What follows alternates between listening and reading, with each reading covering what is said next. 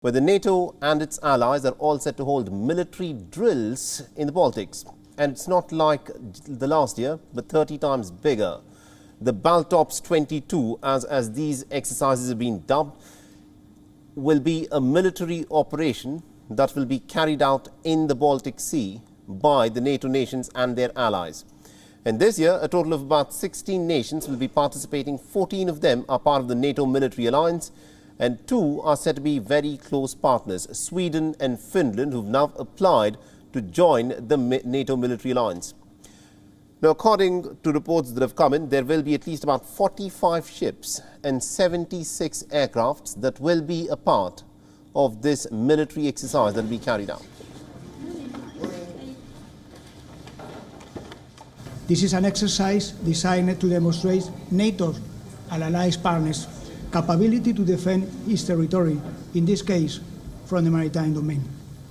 However, I would like to emphasize that NATO's strength not only lies on the capabilities of each of the individual countries of NATO, but also we heavily rely on our partners and other countries that wish to work together with NATO. Of this military exercise is what makes these exercises very interesting. Now, the Baltic Sea happens to be an arm of the Atlantic Ocean. It is a strategic location for the European nations, especially a bridge to the 3 post-Soviet nations, Estonia, Latvia and Lithuania. These 3 are, of course, a part of the NATO military alliance. The timing of this military drill is very interesting because it is in the backyard of Sweden and Finland, which at this point of time have applied to join the NATO military alliance. It's an excellent opportunity for every participating nation to learn more about the operational environment of the Baltic Sea region, which offers an exclusive option, I would say, to all participating navies and forces. The war in Ukraine has been like a bit of a renaissance for NATO.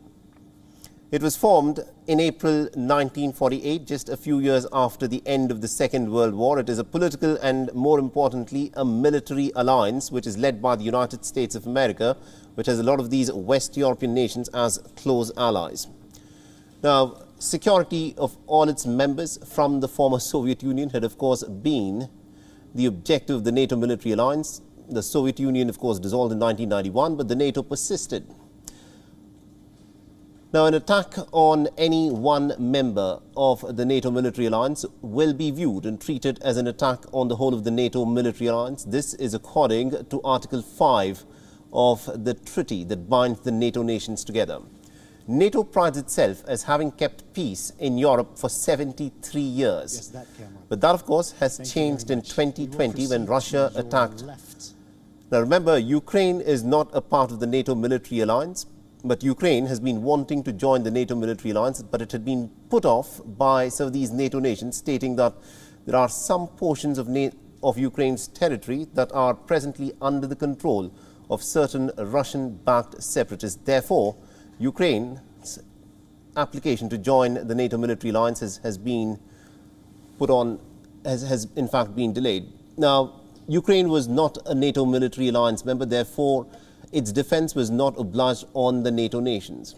Now, in a way, the invasion, in fact, is the first test for the NATO military alliance, firstly because Europe's security is at stake, and on the opposite side is, of course, its oldest rival, Russia.